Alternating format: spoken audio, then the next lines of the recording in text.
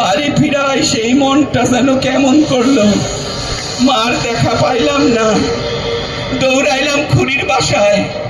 আমারে দেখা খুড়ি কইলা উঠলো, বাপরে তুই আসছিস, আমি যে তোর জন্যই পথের দিকে তাকাইয়া বইসা আছি বাপ। খুড়ি আসছি আমি।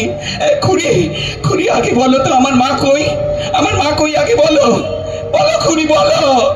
কিচ্ছু জানি না বাপ, কিচ্ছু জানি না। তুই যেদিন চলে গেলি তার পরের দিন সকালে তোর মা সর্দারের বাড়ি কাজে গেল। যাওয়ার সময় আমারে বইলা গেল আমি আজকে তাড়াতাড়ি চলে আসুন। আমি বইসা থাকলাম, আজ পর্যন্ত আসে নাই রে। আসে নাই? তাইলে আমার মা কই গেল খুড়ি? বলো না খুড়ি, আমার মা কই গেল? মা ছাড়া দেওয়ার কেউ নাই খুড়ি, বলো না, বলো বলো বলো খুড়ি বলো।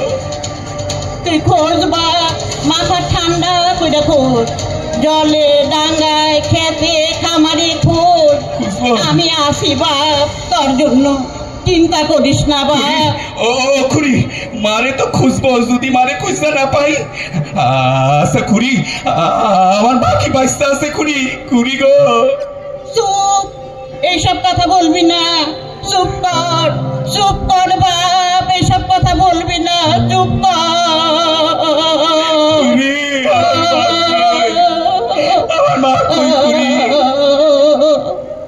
আমার মা হিরু সর্দারের বাড়িতে কাজ করতো। আমার মা একদিন কাজ থেকে ফিরা দেখলাম মা সুপ মাইরা আছে। মারে জিগাইলাম, মা তোর কি হয়েছে? তুই এমন সুপ মাইরা গেছিস কেন? মুখে কোনো কথা নাই? না রে বাপ, কিছুই হয় নাই, শরীরটা সাথ দেয় না রে। চুপ কর মা, চুপ কর। শরীরটার বেশি দিন শিখবো না রে বাপ। চুপ কর মা, চুপ কর। তুই না থাকলে আমি আর থাকবো না রে মা। তুই আমারে নিয়ে যাইস, যাওনের সময় আমারে নিয়ে যাইস। সেইটা কি হয় রে বাপ? কেন হয় না? যার যখন সময় হইব রে সে তখন যাইবো বাপ, সে তখনই যাইবো।